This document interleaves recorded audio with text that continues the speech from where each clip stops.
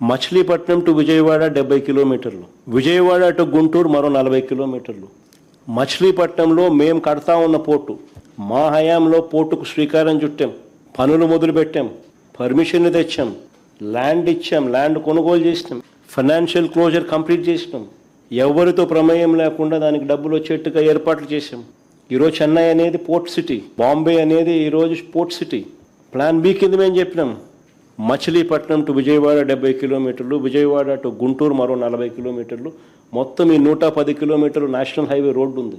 ఈ నేషనల్ హైవేకు కాస్త అటు ఇటుగా ఈ మొత్తం క్యాపిటల్ ఏరియా కింద డిక్లేర్ చేయండి. మచిలీపట్నం నుంచి ఎంఏ తీసుకోండి, విజయవాడ నుంచి విఐ తీసుకోండి, గుంటూరు నుంచి జియుఎన్ తీసుకోండి, మావి గన్ అని పేరు పెట్టండి. మచిలీపట్నం, విజయవాడ, గుంటూరు, మా వి గన్. సరే, గన్ అంటే బాగుండదు నీకు, అది జగన్ అనేది గుర్తుకొస్తుంది లేననుకుంటే సరే వేరే పేరు పెట్టండి. బ్రహ్మాండమైన 110 కిలోమీటర్లు క్యాపిటల్ ఏరియాని డిక్లేర్ చేయండి కారిడార్ కింద. కానీ నువ్వు పెట్టే 2 లక్షల కోట్ల రూపాయలు ఈ రాజధాని ప్రాంతంలో, అది అయ్యేది కాదు, సచ్చేది కాదు. ఆ 2 లక్షల కోట్లలో 10% పెడితే చాలు ఈ మచిలీపట్నంకు, ఈ విజయవాడకు, ఈ గుంటూరు మధ్య కనెక్టివిటీ కోసం, రింగ్ రోడ్లు, ఇతరాతర పనుల కోసం, ఇతర మౌలిక సదుపాయాలు, చిన్న చిన్న మౌలిక సదుపాయాల కోసం 10% పెడితే చాలు.